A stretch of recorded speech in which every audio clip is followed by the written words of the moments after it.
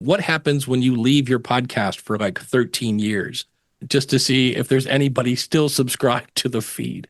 Because there's a bunch of stuff going now, podcasting 2.0 and the music business, where you can get paid as people listen. And musicians are going, Oh, wow. Yeah, musicians are like, wow, I made more money in one weekend than I did in 3 years on Spotify. So I was like, you know what? I kind of wish I had that music podcast still. And I was like, well, it's still there if you want to put out an episode. I'm like, that might be a fun experiment. And to me, every podcast is an experiment. Like, let's see what happens if I do this. What if I change the artwork? Oh, okay. What happens if I, do this or that? welcome to Your Podcast is Someone's Life Raft, the podcast that believes every story has the power to be a life raft. I'm your host, Jennifer Dragonette. I've helped hundreds of podcasters find purpose and profits from their shows. In a world filled with so much noise, we're here to explore the art of podcasting with purpose. It's about stories that can inspire, heal, and even provide a cure for dreaded pod fade. I've always believed that your story is a guiding light for those navigating the turbulent waters of life and of their business. We'll dive into the strategies that not only grow your podcast, but allow you to make a meaningful impact and income along the way. Selling through stories, healing through narratives, and discovering the power of collaborative magic that happens when like-minded humans come together. So if you're a heart-centered entrepreneur looking to make tsunamis in the world with your unique message, you're in the right place. Let's dive in. Welcome back to the show, Dave. Jen, always a pleasure to hang with you. You know it. It's always a blast. See, I mean, why not just start with the humble brag and let's just go into it? Okay. So Excellent. the reason that I wanted to bring you back on as we're shifting into Your Podcast is Someone's Life Raft is because you've actually been the inspiration outside of my book that's made this change, because you have a segment in your show with why podcasting outside of the everyday, let's make money, let's have downloads, let's have the ego crap, like what podcasting has done for you. So I want to talk to you and flip the tables to you. Like, what has podcasting done for you? Because you're like the king of podcasting. It's given me a new hobby that doesn't require me to. I used to play in bands, and that didn't pay much, and there was long hours for no pay at all, and dealing with really inebriated people going, "Can you play the electric slide?" So I don't have to do that anymore, but it still scratches my creative itch. I think one of the things that really blows me away is I can be in nowhere, wherever. Like I remember once it was somewhere in, it might have been Oklahoma or someplace. I never heard of it. And I announced, hey, I'm going to be in nowhere, Oklahoma. And I like within like a day and a half got an email saying, can I take you to dinner? And I'm like, okay, sure. And I didn't really know the person, but they felt like they knew me. And so I just kind of go, hey, in the event I get like murdered in Oklahoma, it was Bob, you know. But that always kind of blows me away. And it is kind of an awkward conversation at first because they do feel like they know you because they've listened to every episode. And I had a guy, I always say, if you come to Akron, Ohio, I will buy you Luigi's Pizza. And I had a guy like, hey, I'm coming through Akron, man. I want my pizza. I'm like, let's do it. So again, I'm like, hey, in the event I get murdered, it was Steve, okay? And he showed up and he goes, do you remember how you used to end your show? And I go, well, which one? I've had a few. And he was talking about my very first show, which was for musicians. And I go, like, I don't really remember what I had for breakfast, let alone what I did 18 years ago. And he said, you used to say, for those who have money, there is therapy. And for the rest of us, there's music. And I go, I said that? And he goes, yeah. He goes, that's pretty good. I go, that could be a bumper sticker. And he goes, well, I just want to let you know, I now teach music at a university and I open up every semester with that quote. And I was like, wow, okay. I don't know what you say to that. Besides, I'll take that slice over there because we're eating pizza, but because it's weird to be kind of flattered and stuff like that. I don't handle it well. But again, you don't realize you're just talking into your microphone next to the water heater and you don't realize that you're affecting other people. Yeah.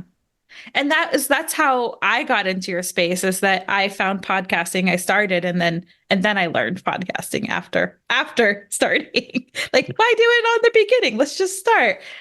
And every time that I meet you or have a conversation, it's like when I met you, I was starstruck first off because I was like, this is my mentor that doesn't know that I even exist. You And I'm had like, Deidre had to drag you over. I know. And I didn't even remember the name of your show because my brain was like, this is Dave Jackson, brain dead. It Yeah. was the most embarrassing, funniest thing that I could have ever had happen. It was like meeting a celebrity because to me, you set up the platform that saved my life because podcasting truly saved my life, which I know you've had other experiences with that with your audience. But I want to know, like, you've been in podcast world for a while. Like, how has podcasting impacted outside of being the humble brag? How has it impacted like your entire life? Because we talk about music as therapy. I think podcasting is kind of Oh, therapeutic.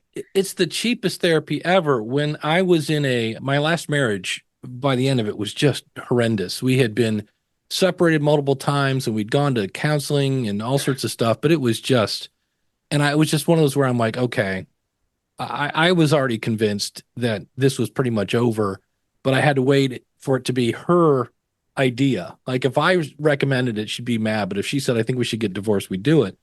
And it was weird. I moved maybe an hour away from all my friends and family. And it was like I was in, whatever, across the globe. Like all my friends just kind of mainly everybody hated my ex-wife, so they didn't want to hang around with me. But anyway, so there are times when I have a podcast called Building a Better Dave, and it is a very strange, very weird. I just want to talk about this today. I have an episode recently where I was talking about how you can find animals having sex on YouTube. And isn't it a wonderful world? Because, you couldn't do that 20 years ago. And that's a very weird concept. And it's that kind of stuff. But there are times that just the act of being heard, even if it's by, 17 people or however many people download that show, it's just a creative thing. I kind of joke about the person that's like, it's my art, man. But there's a part of me that's like, I just want to put it out there and see what happens. And that whole 9 yards. So yeah, there are times when it's definitely therapy because I wanted to talk to somebody. I didn't know who I was gonna, here's somebody that listened to it. All right, so I don't feel quite so alone. And I think that's another thing. I've heard people talk about there's an epidemic of loneliness. And just I think the fact of putting your voice out there, no matter how many downloads you get, just putting it out there, I think sometimes is therapeutic. And there are times when I have said things on a microphone and when I then listen back to me, I go, well, that's weird. Because if that was my friend, I would just tell them this. And it's kind of this weird, you end up kind of diagnosing yourself because you hear your own words coming back to you. You go, well, that's not a very smart way to think. You like, don't you realize this and this and that? So yeah, it's definitely got a therapy aspect to it. Yeah. And for the people that are listening, I mean, like your Yeah. pizza story, it is people that get to know you. I produce. So my clients, when I met them in person, they're like, I never told you that. I never told you that. I'm like, you did multiple times. Every time I listen to your episode, multiple Yeah. times. It's That's just it. kind of cool. Yeah. And it's I do the same thing. Like hey, you had your little starstruck moment. Well, the guy that invented podcasting is this guy named Adam Curry, and I've known him for years, and we bump into each other about every 3 or 4 years. But he recently got married, and he does a show with his wife, and so I've never met her, don't know what she looks like, and I go to this event, and there's Adam, and there's this beautiful blonde standing next to him, and all of a sudden she opens up her mouth, and I'm like, my God, that's Tina. The voice of Tina Curry is coming out of that woman's mouth. And so when it was just weird because the whole time I'm like, oh my gosh, it's Tina. It's so yeah. And I feel like I know her and I know all the inside jokes, which is kind of weird from her point of view because who is this guy?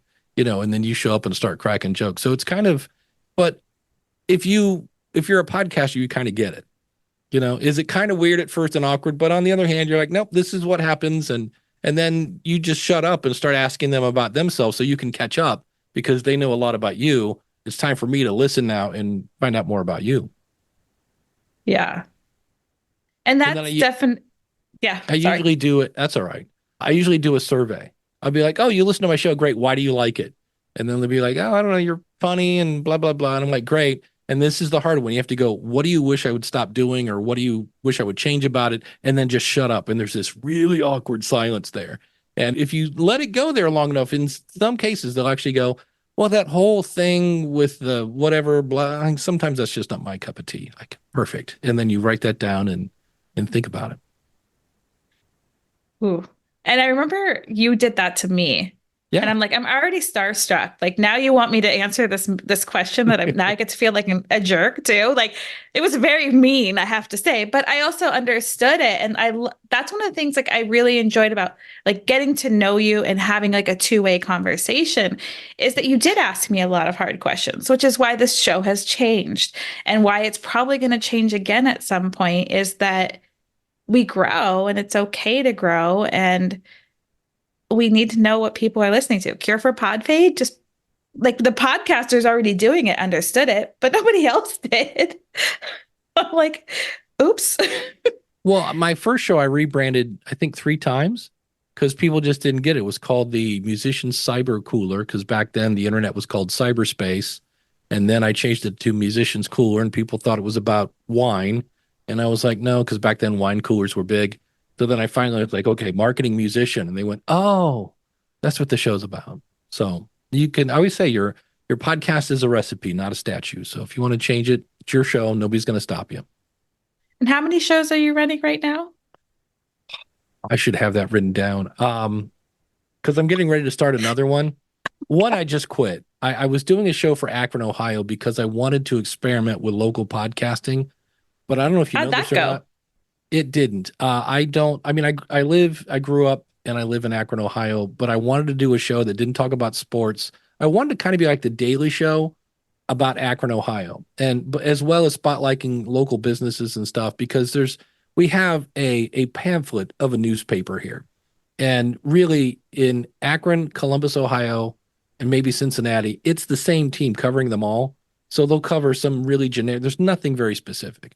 But the problem is, I'm not passionate about Akron, Ohio. I'm passionate about learning about local podcasting, but not enough to really get me over the hump. So that is another one of my probably 40 shows now that I've started that I went, yeah, this isn't going to be it. I am going to contact the city and go, look, I've done about 35 episodes of this.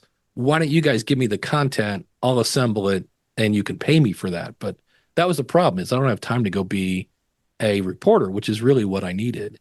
So there's that one. But right now I do the School of Podcasting, your podcast consultant, and Ask the Podcast Coach, along with the podcast rodeo show. Those are the four that are almost never missed. And then I started a show with Daniel J. Lewis called The Future of Podcasting, where we talk about things like podcasting 2.0.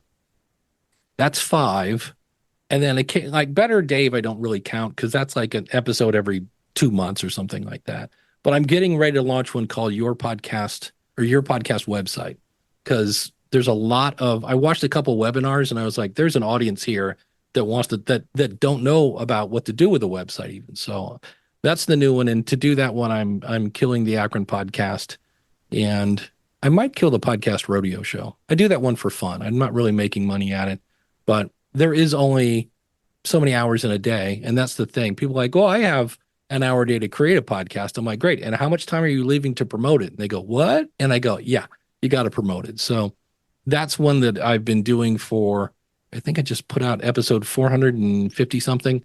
And I was like, we might kind of tap out at 500 on that one and go, all right, that's enough of that one. Holy smokes. How many episodes do you think you have under your belt between all of them? Close to 5,000. Oh my God. Yeah, because I'm looking at a spreadsheet right now and it's old and it says 4,790. So like I did a podcast once. I did 172 episodes of a show called Sloppy Seconds because that's a snarky little and it was a music news podcast. Horrible name, but it was Sloppy Seconds because it was supposed to be X amount of minutes long, and then it was music news. And I just got tired of making fun of Britney Spears after a while. It was like, but yeah. So there's some you try, and then I did one called Shop World, which was this MLM kind of thing. And about the time I started doing it and putting out a podcast, it got shut down for being illegal. And I was like, oh, I didn't realize this was a illegal multi-level marketing thing. So I was kind of glad that got shut down before I got too involved with it. But it Oh my sounded neat. goodness. Just get your friends to sign up. Hello. That's usually a bad sign.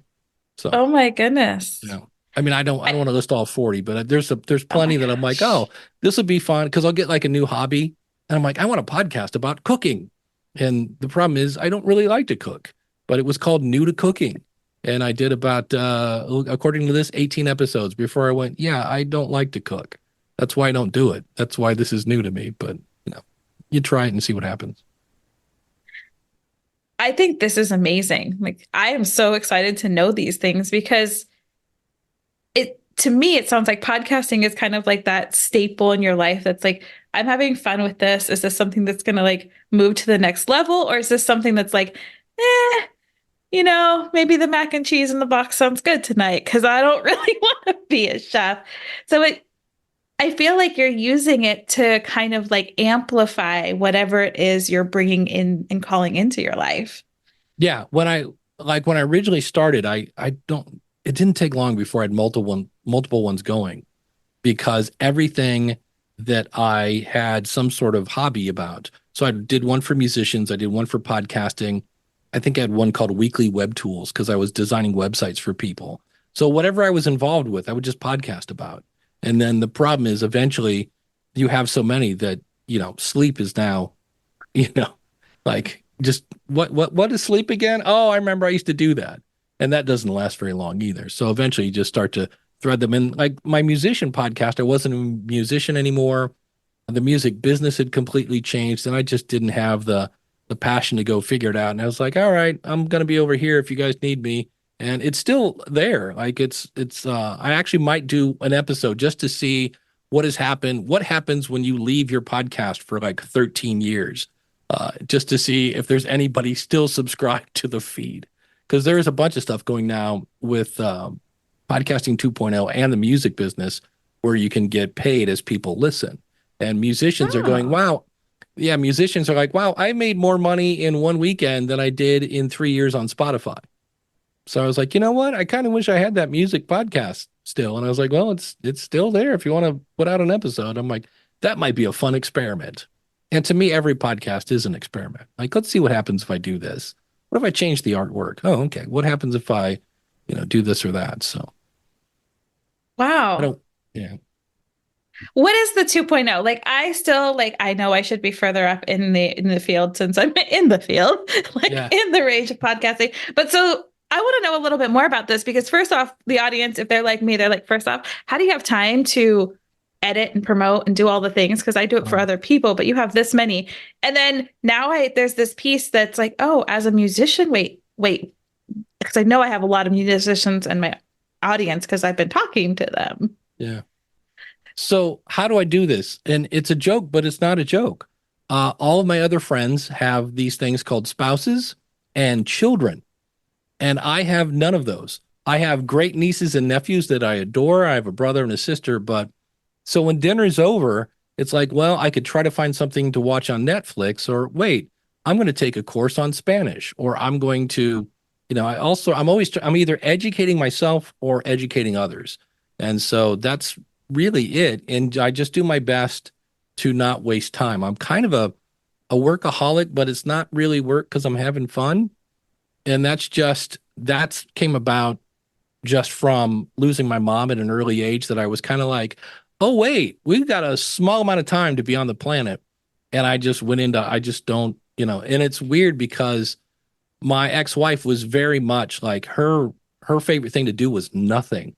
Like I just want to sit on the beach and lay in the sun. And I'm like, A, I'm allergic to the sun, and B, doing nothing drives me nuts. So, and it's not that I don't relax. To me, relaxing is watching a rerun of Friends for the 15th time. Just turning your brain off and just like, that's always fun. But on the other hand, I just know, and that also comes from teaching software. I mean, I used to teach people how to, Microsoft Word, and I used to teach people how to surf the internet. That's how old I am because people didn't know how to surf the internet. So I've learned in that kind of capacity that if you're not learning, you're going backwards. Like right Mhm. now, it's almost like I'm watching Chat GPT just almost get out of my view because I'm not keeping up. And I'm like, no, I gotta, get a little more involved with that because it really reminds me, going back to the days, I used to teach people how to send email because they didn't know what it was. And I remember I had, you'd pair up your students. And this guy's like, dude, I just hit send and it's already in his inbox. Like, how does that happen? They were just like blown away. And when I showed Chat GPT to my brother, he's like, what voodoo is this? What are you doing? And so I was like, because at first I was kind of worried about it, and I was like, this is just technology. I got to figure out how to harness it because somebody's going to come along and go, well, wait, how did you do that? So that's kind of what I do. So what do you use Chat GPT for? Because I gotta know because so many people are on either side. I've heard Yeah, like the don't use it and then like the use it, and I gotta know how you use it. yeah. So any whatever you're using, because there's Capshow, there's Cast Magic and Swell, and all these other different AI tools. Whatever you're using, do not let it go to your audience without looking at it. You got to have a human in there. So when I was doing the local podcast, I would go to the local newspaper, and they'd have like 6 paragraph, of which about 3 of those were an ad for something that was supposed to be in the story. But I'm like, no, no, that's an ad. So I'd grab the just the who, what, why, when, where stuff, throw it into Chat GPT and go rewrite this. And that way, in theory, I'm not plagiarizing somebody. And then I would read it and then I would just say it, whatever it was. So now I'm just telling you the story. So I was using Chat GPT to kind of avoid any kind of plagiarism. I just needed the facts of that. I know I didn't do this, but a friend of mine had it rewrite their resume and then they got hired. So it's like anything else. When I used to teach the internet, I had to do a huge disclaimer because I would say, downtown, there's lots of good. There's a peanut shop in downtown Akron that's been there since like 1918. It's ridiculous. And all sorts of food and shops and stuff. And on the other side, you've got, drugs and whatever, all sorts of nastiness that you want to get into. And so ChatGPT is like anything else. You can use it for good, and some will, and you can use it for evil things. And there are plenty of those that are, oh, just do this for 3 easy payments. You can do this. And I actually saw somebody say it will it'll pick the topic for your course and write the course. It And I does. just, and I was like, I get it. But, I'm like, is it any good? Because most of the stuff I can tell, I'm starting to get like a radar. Because when it's very high level, no detailed stuff, I'm like, I smell a little GPT. And did somebody sprinkle some GPT on this? Because there's nothing really like specific about it. And it's not wrong, but it's like saying, hey, how do you lose weight? You exercise and eat less. Wow, that's amazing content. Thank you, ChatGPT. So, but I have seen it, in my opinion, ruin people's reputations because there was a blog I used to go to, and it said that podcasting has had a discovery problem since the 90s. And I went, boy, it sure has, because it didn't exist in the 90s. Because and again, it was this giant, blog post that somebody had let AI do. And that's when I'm like, never let that go to your public without reading it. And if it's spitting out facts, you better fact check it. And in my thing, what I do a lot is I'll have it transcribe it and spit out some titles. And I hardly ever use any of the titles. It's like, oh, I'm going to take part of number 3 and mix it with 5 and 7. But none of these are what I actually talked about. So I'm going to move this in. So I use it as a brainstorming kind of tool a lot of times. But it's like anything else. I think the other thing it's probably missing is, from what I get, the better you prompt it, the better the answers. And so I need to ramp up my prompt game and go where it's at. But I know I've seen people already on YouTube that they can click a couple buttons that triggers their feed reader to send it to Google Docs, which then triggers it to go to 11 Labs. So their robo voice of them will read it and record it and then send it to, I think it was SoundCloud. And I'm like, well, you had me till you went to SoundCloud. Ugh. But it sounded like him reading these 3 stories. But there was only one problem. It was very meh. Wasn't horrible, wasn't great, wasn't telling my friend. It was more like, ooh, look at the nerdy thing you did. But in the end, it was very, yeah, it's all right. And I'm like, is that, so I picture we're going to get a bombardment of podcasts that are like, yeah, okay. It's not going to be somebody's favorite. Now, I could be wrong, but for me, everything I've heard so far has been like, yeah, okay. Because it doesn't have any personal stories. It doesn't have any, as far as I've not heard it be sarcastic or, there's not a lot of emotion in the voice. It's either, obnoxious sports guy, you told it to be this and it's like, okay, everybody, all right. And you're like, that's no. So we'll see. I don't know. What are your thoughts on ChatGPT? I think it's a great brainstorm buddy for a solo like entrepreneur, solo podcaster who can't Yeah. afford or isn't ready to hire or maybe hasn't found the right person. Like for me, I went through hiring last year and I fired as fast as I hired. But that's okay because I had ChatGPT, so I can put things in and then whatever it spits back to me, I'm like, oh, nope, we were way off. If it's thinking this when I'm saying this. So I use it as like a it's like my VA in my back pocket that I can Yep. talk to whenever. But the whole voice recognition thing, like I did that. I trained my voice. It creeps me out. Yeah. It really I creeps me out. I'm like, I safe word. Family has a safe word now. yeah, you need one. I made my family cry because I found an old, it was on a cassette. So again, old voice recording of my grandpa reading the Christmas story. So I took it and I have all these cool tools. I digitized it, cleaned it up. And I was like, man, this sounds really good. I'm actually impressed with this coming from a cassette. And so I threw it into 11 Labs and I called my brother and I go, hey, what do you want grandpa to say to you? And again, my brother said, what voodoo are you playing with now? And I said, it's going to make you cry. So I'm like, all right, hey, Doug, love what you're doing with you and your girls and blah, blah, blah. I sent it to him. He's like, yep, bawling like a baby. Thanks, Dave. This is awesome. So, yeah.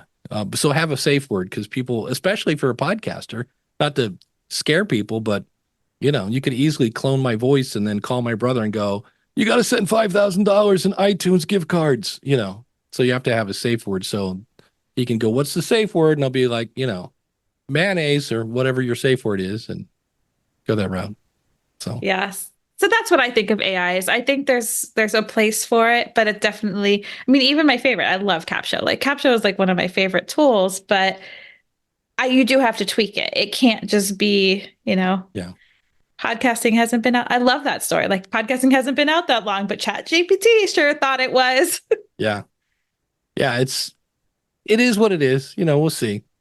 And of course, the thing everybody always says, and this is as bad as it's going to get.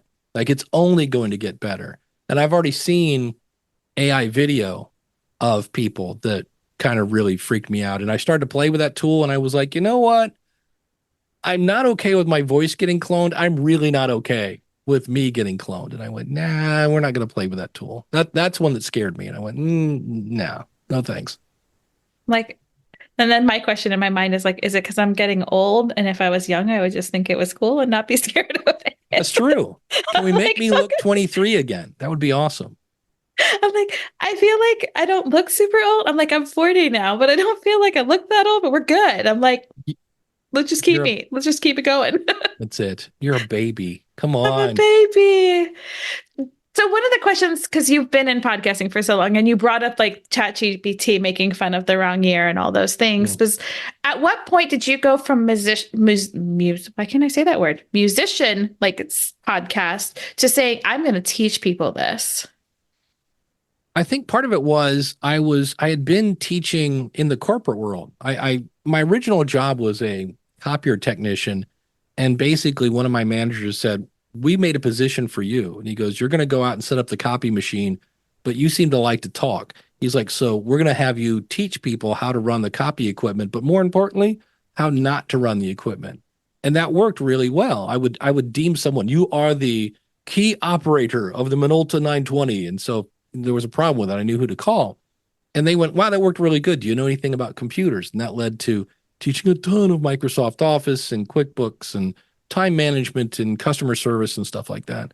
And so when podcasting came around, a friend of mine that just said, hey, he was another musician. And he goes, I just got back from this marketing thing and I had missed the MySpace boat. And which again dates me, but he's like, do you know how you missed the MySpace boat? I'm like, yeah, don't rub it in. He's like, the next big thing's going to be podcasting. And I Googled it and there was 1.5 pages. And I was like, wait, how do you spell that? Like, I think we broke the internet. Do another search, 1.5 pages. And I was like, oh, okay. And at the time they were saying membership sites are going to be the next big thing. And then he's saying podcasting is going to be the next big thing. And I really did have major imposter syndrome. Like, I don't know anything about this stuff. And at the time, to start the musician podcast, I was going to interview this guy that was like the grandfather. His name's Bob Baker of music marketing. And so would you like to come on my podcast? And he said, yes. So A, you get to talk to people you have no business talking to. And I asked him, I'm like, how did you like get the nerve to like start writing about music marketing? He goes, oh, I just grabbed my magic wand and went, bing, you're an expert. He goes, you just have to know a little more than the people that are reading your stuff or listening to you or whatever. And I learned that from being a teacher. And he goes, so I just started. And I was like, okay. So I grabbed my magic wand and went, bing, you're an expert. Because I at that point had actually recorded a podcast. I'd uploaded it and saw it come down in the software. And that's when the light bulb, I was like, ooh, wait a minute. I see how this works now. I get it. And so I was like, well, and I had to go back to school. I'd been teaching in the corporate world forever, but my degree was in electronic engineering, hence the copier guy. And so when I went to get another job, they're like, yeah, you don't have a teaching degree. And I'm like, no, but look at my resume. I've been teaching for decades. And they're like, yeah, you need that piece of paper. And I went, oh, great. So at the ripe old age of 42, I went back to school and got my teaching degree. But I was like, I'm going to have something to keep me in, phone, insurance, and car. And so I was like, well, I'm going to start a podcast and see if I can make some money teaching people, which like for the first 3 years was almost nothing because people were like, wait, what? Do I need an iPod for that? So I was also building websites, playing in a band, teaching guitar lessons. I mean, I was everything I could to make money. But yeah, so I just, for that person that's like, who am I to, the whole imposter syndrome. So does Garth Brooks. There's a great thing on Netflix with Garth Brooks, and he is sitting there, and they had already given him some sort of like key to the city or something because he had just been like awarded like the top selling country artist of all time or something like that. And he's in New York City though. He's going to play in Central Park. And he's like, this is the big city, right? No, I'm here in my big old hat. Nobody's going to want to listen to this country hack. And he's just convinced that nobody's going to show up. And so finally, one of his like road people or whatever, he's like, hey, like how's it going out there? And he's like, well, 20 minutes ago, we had about 850,000 people. And he goes, wait, what? You're telling me that there are 850,000 people out there to see me? And they're like, no, Garth, we had 850,000 people 20 minutes ago. And so the whole time he has convinced himself that nobody's going to show up. And by the time the thing went on, he had almost 1 million people. And so Tom Hanks, Meryl Streep, Sir Brian May, the guitar player of Queen, all have said, oh, yeah. Like Tom Hanks is like, eventually somebody's going to figure out that I'm just a hack. So if that's you, congratulations, you're normal. About 70% of us feel that, yeah, who would listen to me? So that's just the way it is. And trust me, people will listen. Yes, they will. And no matter, we had this conversation before I hit record dumbly, waited too long because you dropped so many great nuggets, but we were talking about like that room full of people that shows up for Mhm. you. And again, I think this is one of the reasons why so many people give up is we forget because we look at social media and we're like hundreds of thousands of followers that don't engage with me, but I have that number. And you're sitting in the background and it's like, I've got 50 downloads. It's like, that's a lot of people. Yeah, anytime I hear a number, my brain instantly divides it by 20. So when I hear 50, I'm like, ooh, that's two and a half classrooms. And then I see it in my old building. That was pretty much a hallway of students that could be listening to satellite radio. They could be watching Netflix or HBO or Paramount or Peacock or whatever. They could be playing Xbox. And they chose to check out your show. And it's super easy to not. They just swipe left and go delete, and there's nothing you can do about that. Now, everybody was likes to go, yeah, but there's no proof that they actually listened to it. And I'm like, okay. And when Apple had their weird little snafu, there Oh, was a yeah. time where, yeah, so, but still, okay, so 7 people are listening out of 10. Okay, that's still 7 people, that are listening to you. So, yeah. And it's always freaky the minute you get your first email that says, hey, that was pretty cool. Like, how did you do that? And you're like, oh my God, somebody actually listened to this and they reached out to me. That's really what lit the fire for me is I started this musician podcast and a guy named Michael Van Laar from Nuremberg, Germany sent me a voicemail. And that was the other thing. Not only was it an email, it was a voicemail. And he had attached because he was a musician too. And I just hear this German accent and dude, hello, Dave, this is Michael Van Laar. And I was like, wait, did he say Nuremberg, Germany? And I was just like, whoa, because I'm literally in the basement next to a water heater So that's when I was like, all right, I hereby claim podcasting in the name of Dave. And I've been hooked ever since. And teaching. Like I said, like in the beginning, we said like Dave has, I really think of you as like one of the original like teachers of podcasting. Like you have put your roots in and are really supporting getting other people's messages out. So in the last, 2 or 3 years, what do you see mostly coming up for, because you've had thousands and thousands of students, I'm assuming at this time, plus thousands, A few, plus yeah. thousands. Yeah. Been doing it for a hot minute.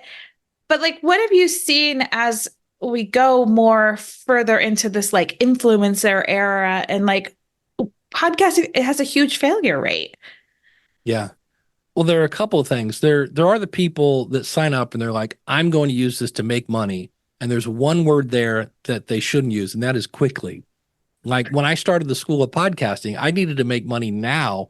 And that's I always say I would if I was coaching myself back then, I'd be like, yeah, that's not going to work because it's going to take you, a year or two, maybe three, to really grow your audience to where you can start selling stuff.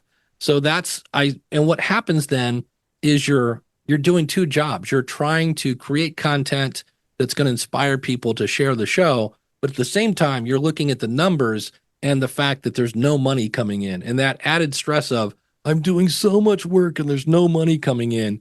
Where if you just start off first to just do it for fun because you love to talk about a subject, and that if you turn off the mic, you'll still be talking about the subject, that's where you need to kind of start. And so it's not that you can't make money with your podcast, it just takes a while. But what I love is I think it's called Learn the Old Testament with My Mom. There's a member of the School of Podcasting that her mom wanted to start a podcast, and her mom is kind of, your typical mom, not the master of technology. And so her daughter was like, well, I can help you with that. So it's her having a time with her mom talking about the Old Testament. And I said, I don't want to be morbid, but there will come a time in your life when you're really glad you did the show. And then there's Craig Van Slyke does Live Well and Flourish. And I listened to it, and Craig kind of has this soft, wise old man kind of talk. And it's literally just him just giving you lessons on how to be a better person. And I said, okay, great. I'm like, we got all this going. I go, what's the goal of this? And he goes, what do you mean? I go, so we're looking to monetize this? And he goes, no, not really. He goes, I just really want people to live well and flourish. And I was like, okay. And I'm waiting for the like, but I'd like to know that's literally his motivation. He just wants to put it out there. And then it turns out he's a teacher. And I'm like, of course you are. So there are people that are just doing things for fun because it's something better to do than, watch another rerun of Friends and Seinfeld. Maybe. No.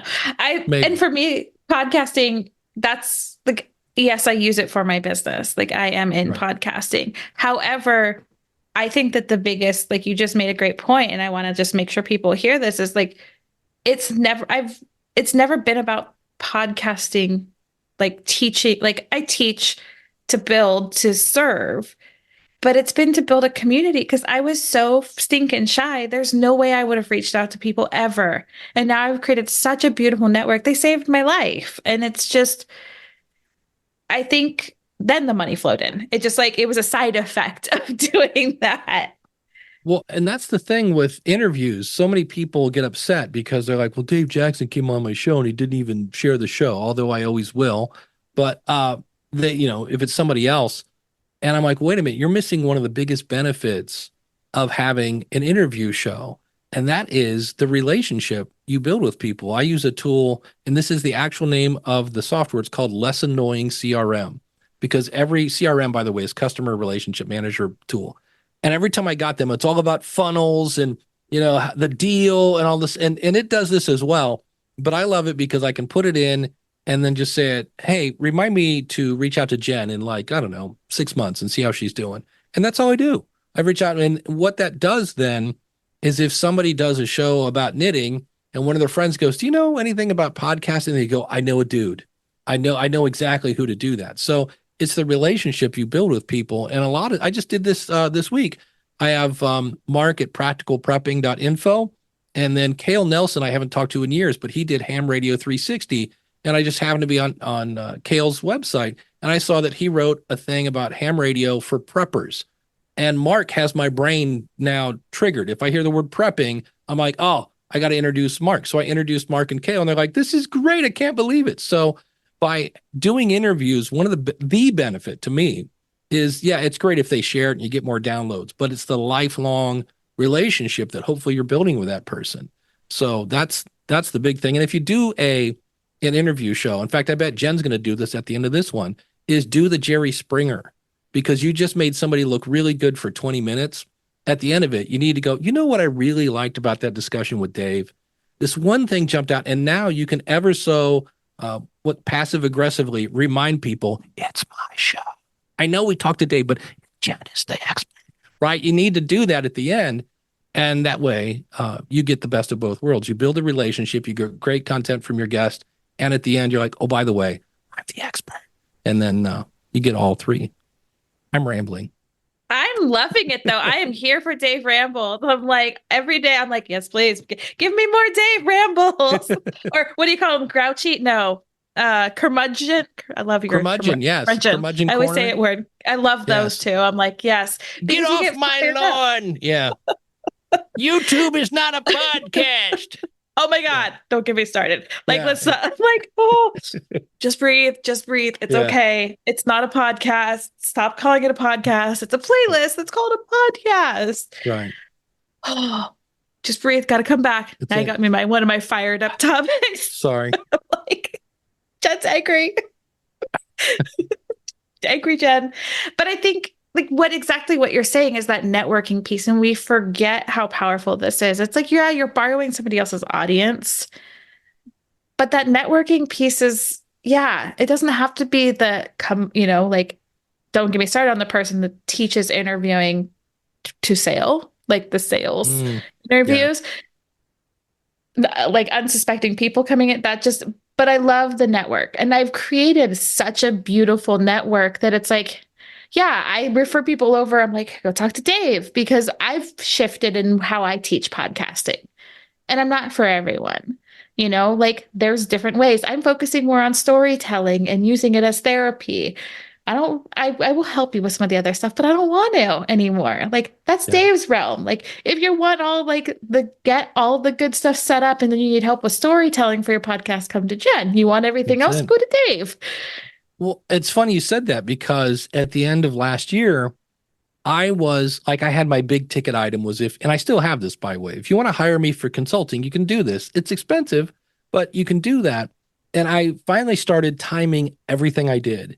And it dawned on me that by the time I answered 3 questions for free and just kept, following up and blah, blah, blah. And then they would finally hire me. We'd spend an hour. I'd answer all their questions and then they'd leave. And I was like, oh, okay.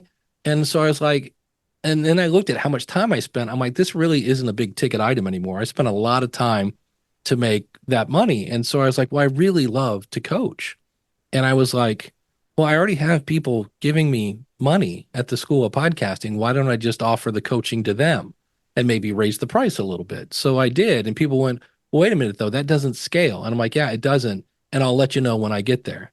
But so far, it has not been a problem. Again, why? Because I don't have a spouse and I don't have kids.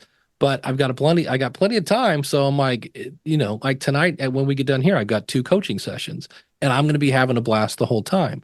And people are like, yeah, but you can't do that. I'm like, well, it appears you can. It's my show. It's my time. And I'm having fun doing this. So why not do it? So, and if it becomes a problem, then I'll anoint somebody else and, we'll move on from there. But it is your show and you can do with it whatever you want.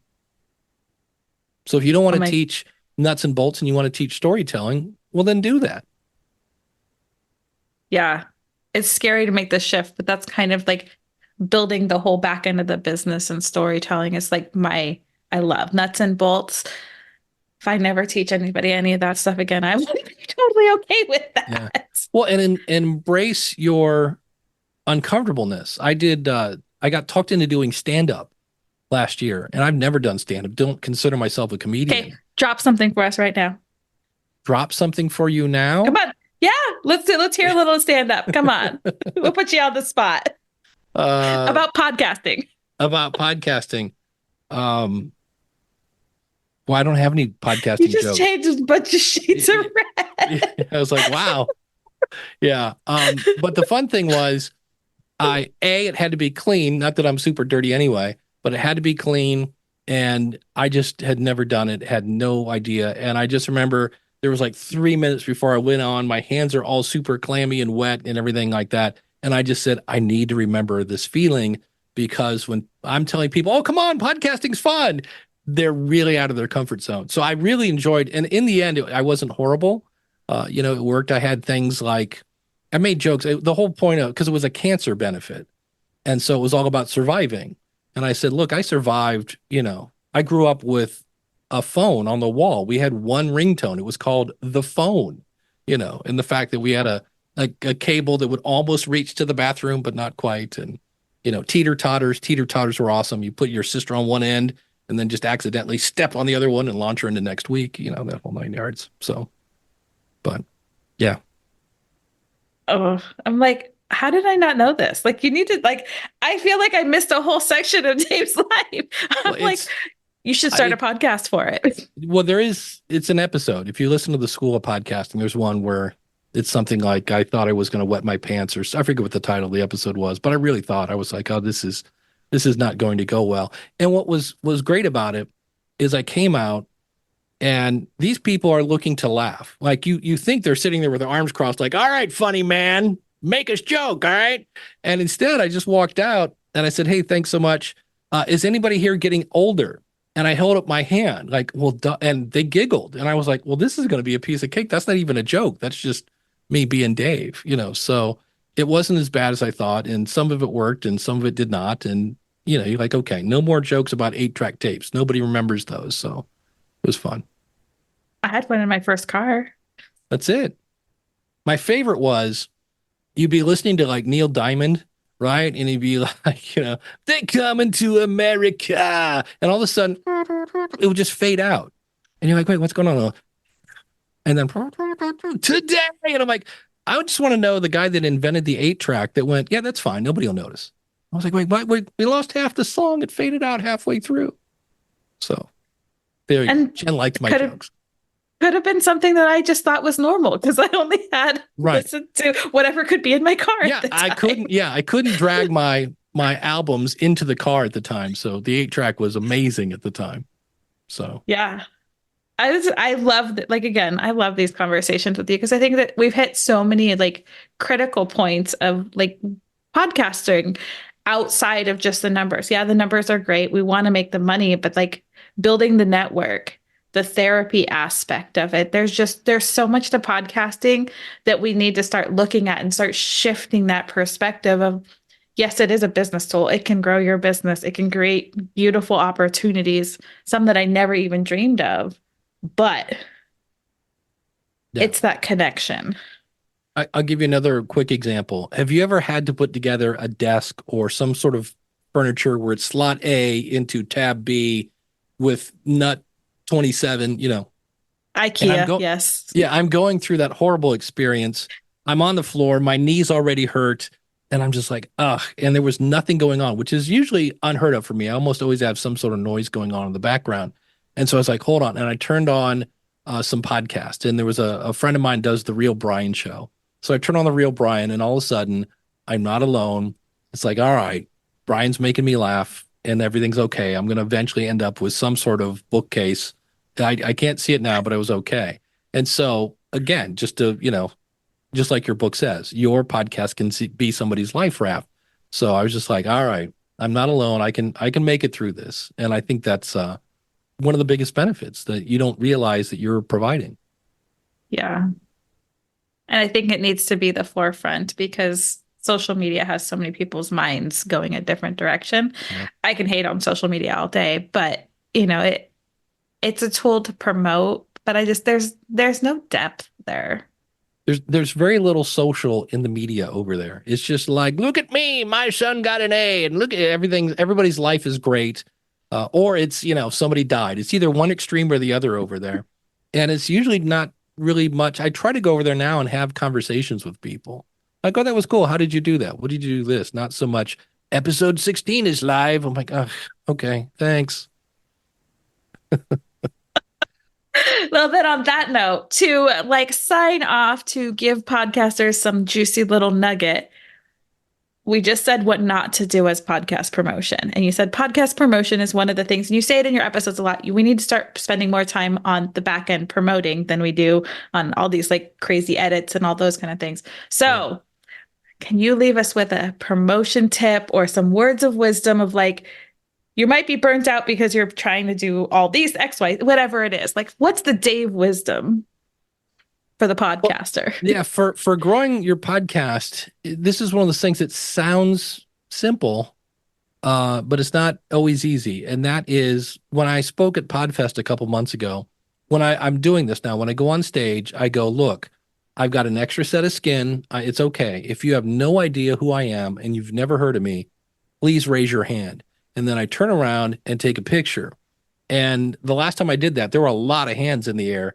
And as much as your ego goes, oh my God, nobody knows who you are. On the other hand, I'm like, great, this is how I grow my audience because I finally have people who should be listening to me that I'm actually now, I have a shot at getting these people to come listen to my stuff. So if you can figure out who your audience is, then just figure out where they are. And you need to get your stuff in front of people who don't know who you are, but should. And that's the easy part. Sounds easy. Oh, just go find your audience. But sometimes that takes a little more work than usual. But in growing your audience, that's really how it works. Oh my goodness. And if you want to hear a little story that goes along with that, that's actually about you from when I met you at Podcast Movement. I was introducing you to everyone, and they're like, who's Dave Jackson? And I'm like, how do you not know who Yeah. Dave? And everybody that I would meet, I'm like, have you talked to Dave? And they're like, I don't even know why you're so excited or who you're talking about. I'm like, Dave's the person. So I think that it's funny that that's what you're doing now because, Yeah. again, we just don't know what we don't know. And Well, I so fangirled that I was like, how does everyone not know the king of podcasting who's going to teach you how to take it to the next level? How do they not know that? my favorite is I'll sit down at, you're at some Podfest or podcast movement or whatever, and you're trying to grab a quick, some sort of wrap or something that you're eating. And you sit down at a table and there's only this one place to sit. And there's like three other people at the table. And so you're like, hey, what brings you to the show? And they're like, oh, blah, blah, blah. And then he goes, so do you have a podcast? And I go, yeah, actually, I do. And that's when I love it. I'm like, excellent. More people who have no idea that I've been doing this for a while. So, and that's how you Just grow a, your audience. just a minute. Just a Yeah, minute. You've been doing it for a just a little little. bit. Yeah, just a little bit. So did you end up on those first page and a half? I have to know. Did your show end up in the first page and a half Google search? It did for a while. In fact, I just hired, this would be my other bit of advice. Hire a coach. If you don't know what you're doing, hire a coach. And everybody goes, oh, you're saying that because you're a podcast. No, I'm hiring an SEO guy because I used to rank really well for stuff. And all of a sudden I'm not. And they pulled up a tool. And they're like, what did you do a year and a half ago? And I switched SEO plugins from Yoast to all-in-one. That's the only thing I can think of, but they're now investigating. They're like, yeah, you like 5 years ago, start a podcast. I was like on the front page and I'm not on the front page now. And so That's that's so where I'm like, surprising. yeah. And I just went, huh. And they're like, so they're going to dig it out and it's not going to be cheap, I'm sure. But on the other hand, if I just keep doing what I'm doing, I'm going to keep getting the results I want. And I'm happy with the results, but it is kind of weird because half of Google's front page now is nothing but ads. So there's only literally like 3 spots available to be the number one. But I've learned that in a couple different ways where I just quit being so cheap. My dad was frugal, as we say, and I have that characteristic of his. And so I'm like, you know what? I had a guy that I hired to learn Ecamm Live, which is what I use to live stream. And there was one little thing that was driving me nuts. And I cannot tell you the weird rabbit hole I was going to go down to solve this. And he went, oh no, if you just go in the software and click this and click that, it'll work great. And I was going to waste hours of stuff doing this. And I was like, that was the best money I've ever spent. Because yes, it took money out of my wallet, but it also put time back on my plate. And that time I then used to, grow. And it's one of those things. It's a mindset thing. But I'm now much more ready to pay for a coach than to slam my head against the desk yet again as I try to figure out what's going on. And if you need a podcast coach for all the nitty gritty getting growing, go to School of Podcasting with Dave Jackson. I'm tone deaf, so enjoy that rendition of his beautiful intro that I just butchered. I thought it was swell. That's good. Well, thank you. Well, thank you again for being here. I am so grateful for this time. I'm so grateful that I got to have conversations with you. And thank you for being my mentor when you didn't even know it. Yeah. Always happy to help. And it's always great to hang with you. You're always fun.